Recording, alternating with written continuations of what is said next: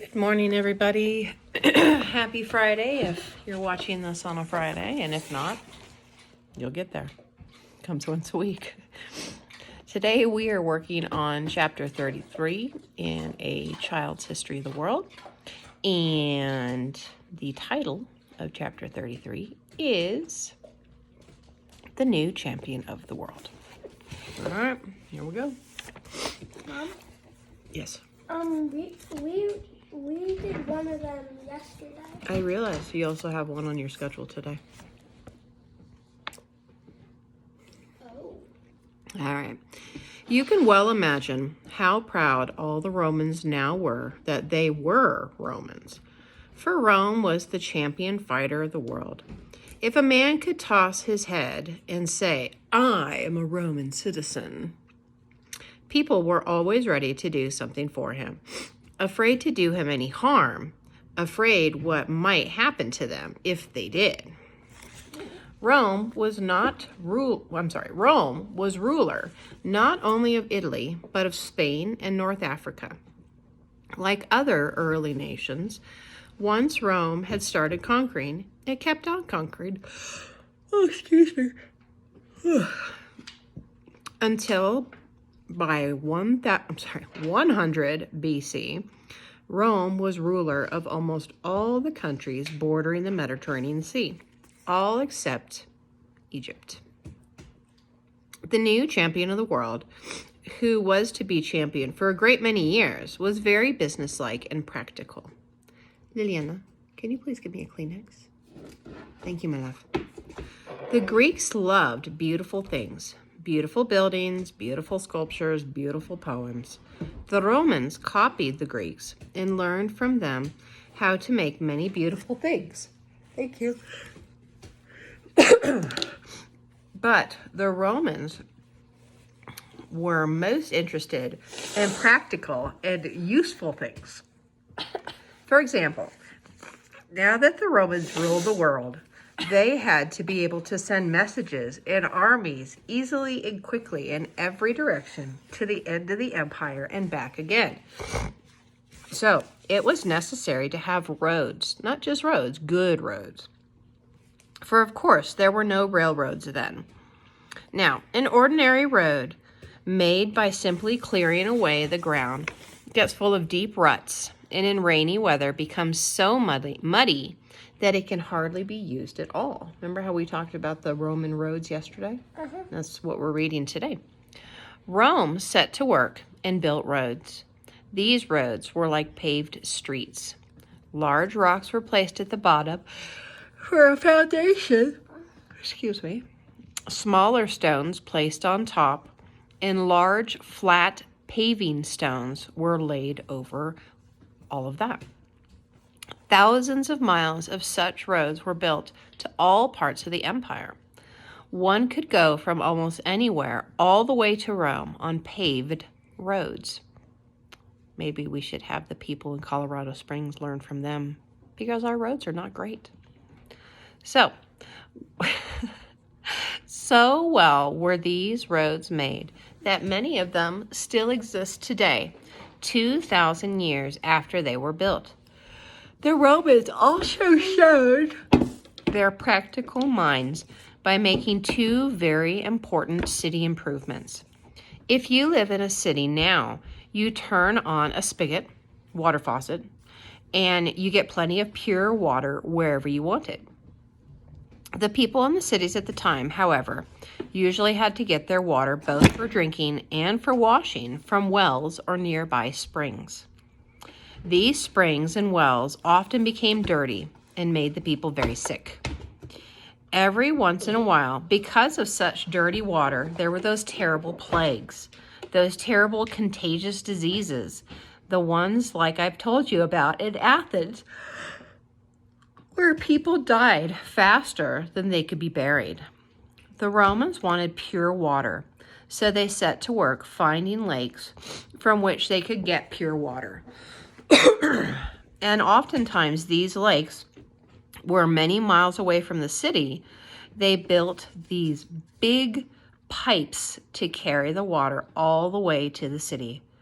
Such a pipe was not made of iron or terracotta, as nowadays, but of stone and concrete, and was called an aqueduct. In Latin, means water carrier. Aqueduct.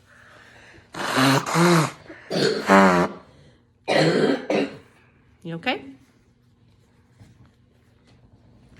If this aqueduct had to cross a river or a valley, they built a bridge to hold it up.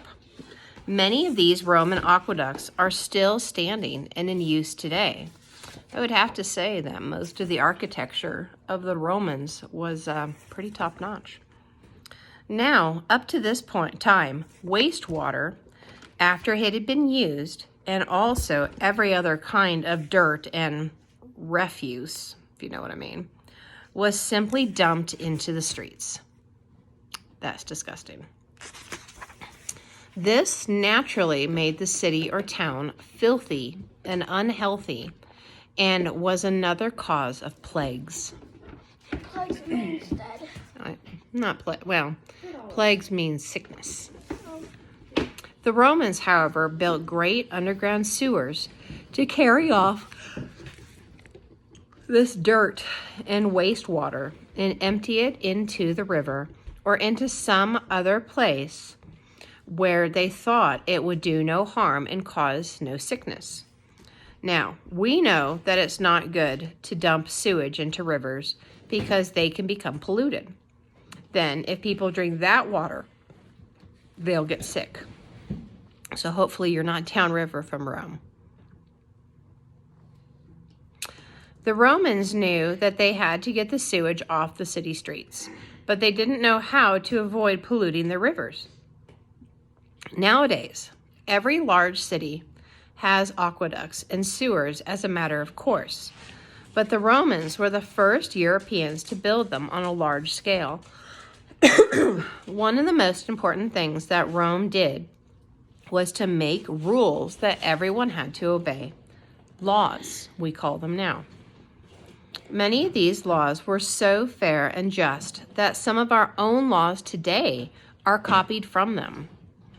All the cities and towns of the Roman Empire had to pay money or taxes to Rome. Rome therefore became a very wealthy city.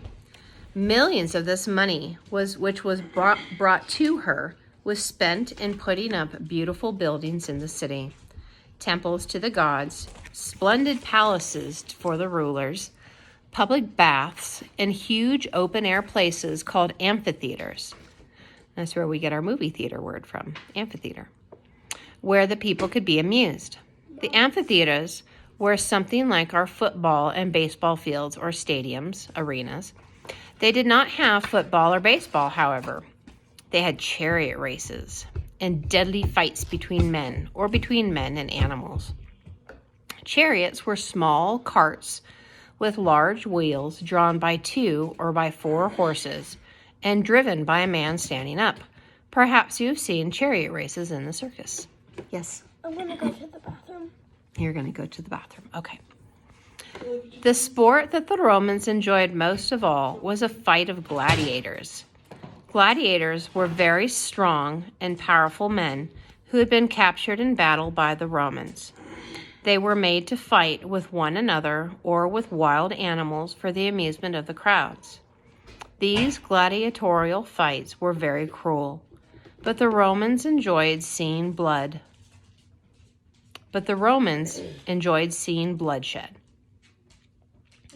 They liked to see one man kill another or a wild animal. It was so amusing.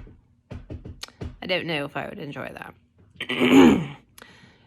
The movies would not have interested them half as much.